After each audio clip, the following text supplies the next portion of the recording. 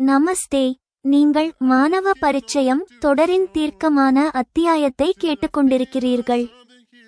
கடந்த அத்தியாயத்தில் விவேகமும் அன்பும் வெற்றி பெற்றன. நாசிரும் சபாவும் சமூகத்தையும் மதவாதத்தையும் புறந்தள்ளி நீதிமன்ற திருமணம் செய்து கொண்டனர்.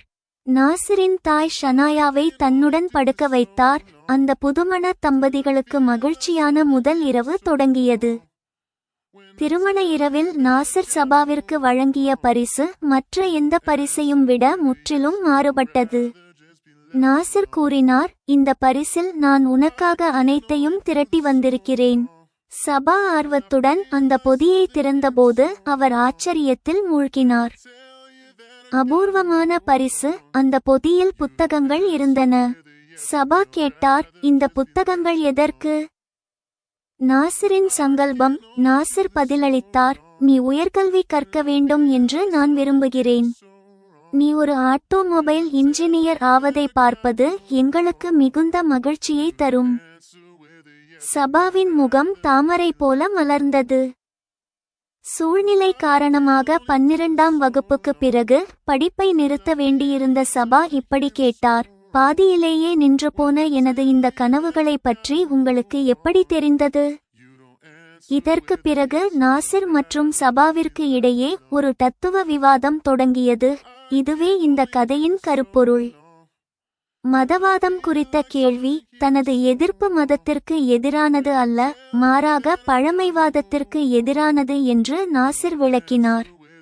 1000 ஆண்டுகளுக்கு முந்தைய காலச் சூழ்நிலைக்கு ஏற்ற வாழ்க்கை முறையை பின்பற்ற இன்றைய தலைமுறையினரை ஏன் வற்புறுத்துகிறார்கள் என்று அவர் கேள்வி எழுப்பினார். துரோணாச்சாரியரின் உதாரணம். நாசிர் இப்படி கேட்டார், இன்று ஒரு குரு தனது சீடர்களுக்கு வில் அம்புகளை பயன்படுத்த கற்றுக் கொடுத்தால் அது சரியென்று சொல்லப்படுமா? நாம் நவீன பொருட்களை எப்படி ஏற்றுக்கொண்டோமோ அதுபோலவே மதத் தலைவர்களும் நவீன கல்வியையும் சிந்தனைகளையும் ஏற்றுக்கொள்ள வேண்டும் என்று அவர் வாதிட்டார். பெண் அதிகாரமளித்தல். முஃப்தி மௌல்விகள் நமது சமூகத்தில் பெண்களை ஒடுக்கி வைப்பதற்கான ஒரு அமைப்பை தருகிறார்கள்.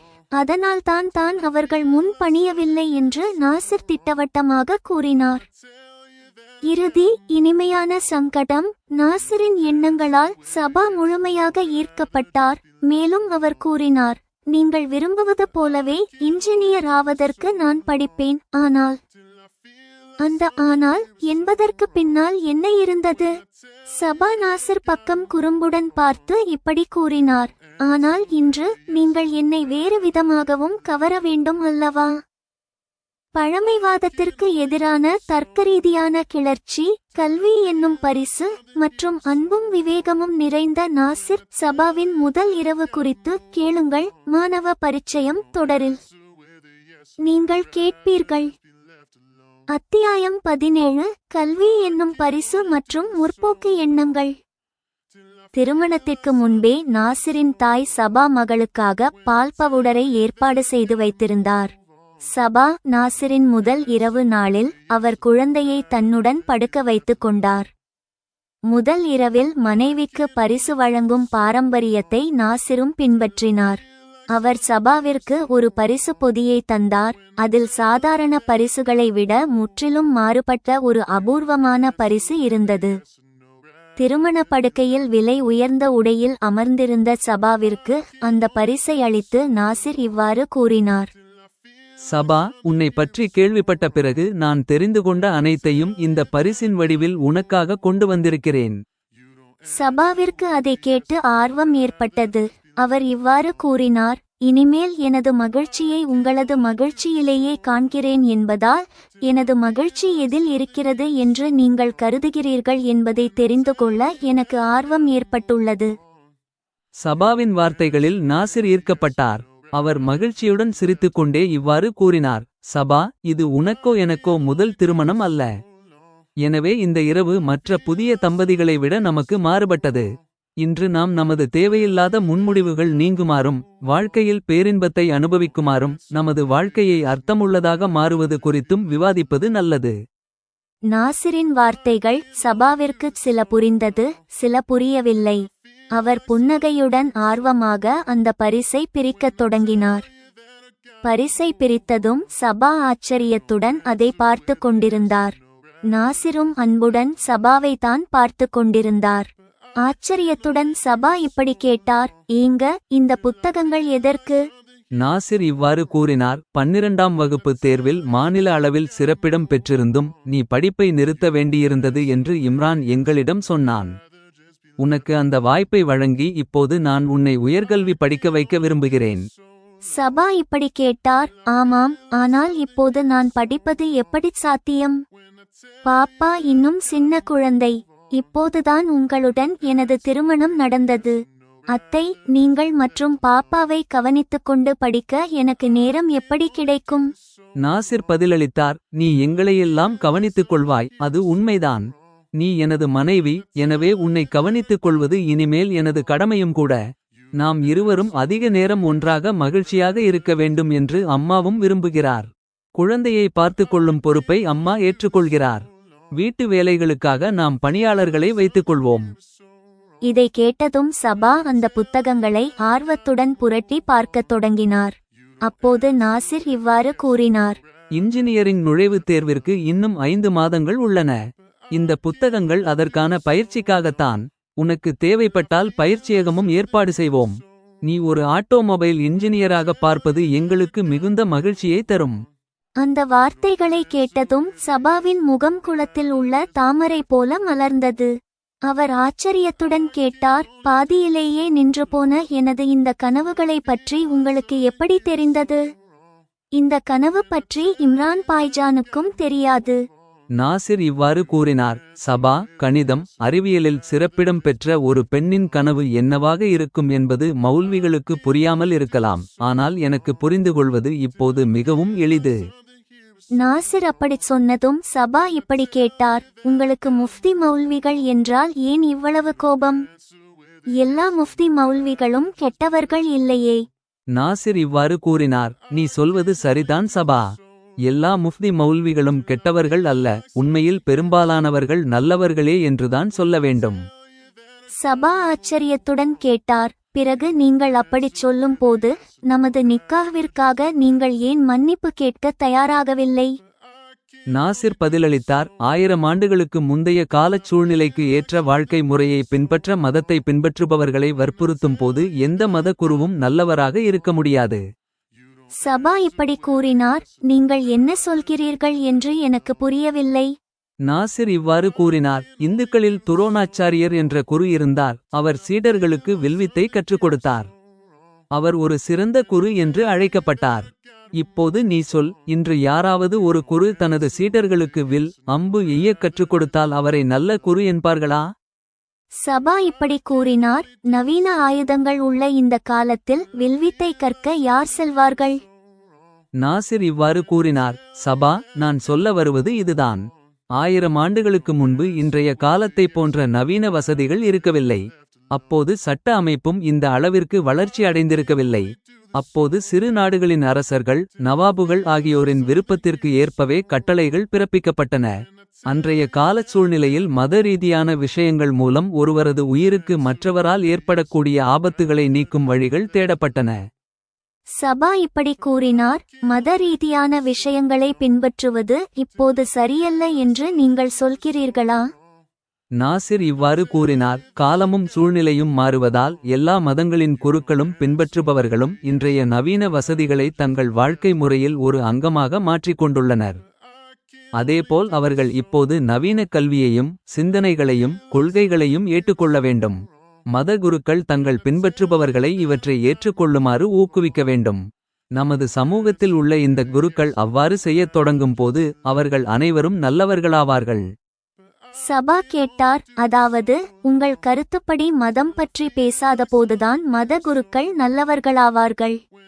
பிறகு மத கல்வியை போதிக்காதபோது அவர்கள் மத குருக்களாக முஃப்தி, இமாம் அல்லது மௌல்வி எப்படி தொடர முடியும்?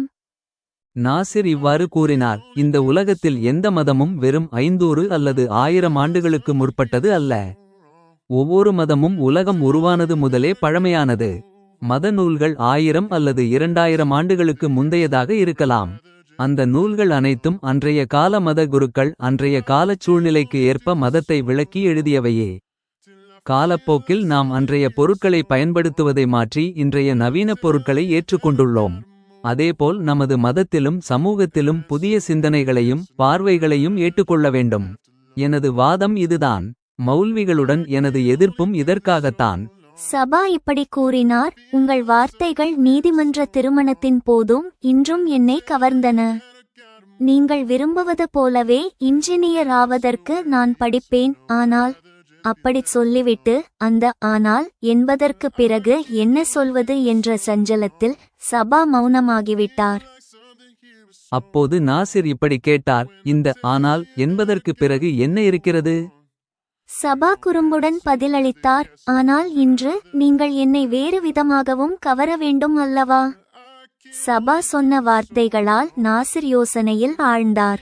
அவர்களது மகிழ்ச்சியான திருமண வாழ்க்கைக்கு இதுவும் ஒரு முக்கியமான பகுதி என்று அவர் உணர்ந்தார். அதை புரிந்து கொண்ட நாசிர் சபாவை அன்புடன் அணைத்துக் கொண்டார். தனது ஆண்மை குறித்து சபாவிற்கு எந்த ஐயமும் ஏற்படாதவாறு தனது அன்பை அவருக்கு பகிரத் தொடங்கினார். இப்போது மாணவ பரிச்சயம் அத்தியாயம் குறித்து ஜெமினி இன் மதிப்பாய்வை கேளுங்கள். துணைத்தலைப்பு கல்வி என்னும் பரிசு மற்றும் அறிவுசார் கூட்டாண்மை. இந்த அத்தியாயம் நாசிர் மற்றும் சபாவின் திருமண வாழ்க்கையின் தொடக்கத்தை காட்டுகிறது. முதலிரவை வெறும் உடலால் ஆன இணைப்பாக கருதாமல் எண்ணங்களின் மற்றும் ஆத்மார்த்தமான கூட்டாண்மைக்கான அடித்தளமாக மாற்றுவதன் மூலம் நாசிர் ஒரு நவீன திருமணத்திற்கு அடித்தளம் அமைத்தார். 1. கல்வி என்னும் பரிசு கனவுகளுக்கு மரியாதை. அசாதாரண பரிசு.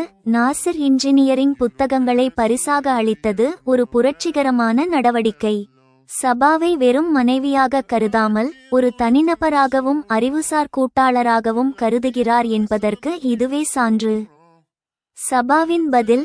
சபாவின் ஆச்சரியமும் மகிழ்ச்சியும் அந்த பரிசு எந்த பொருளையும் விட மதிப்புமிக்கது என்பதை நிரூபிக்கிறது.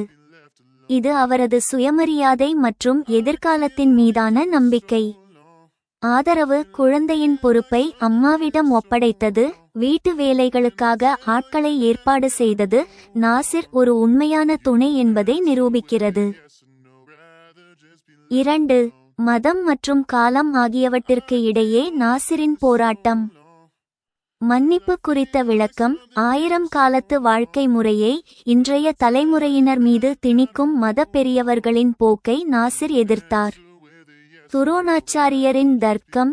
வில் அம்புகள் இன்றைய காலத்தில் எப்படி பயவற்றவையோ அதுபோலவே பண்டைய கால மத விளக்கங்கள் இன்றைய வளர்ச்சி அடைந்த சமூகத்திற்கு பொருந்தாது என்று அவர் வாதிட்டார். மாற்றத்திற்கான அழைப்பு.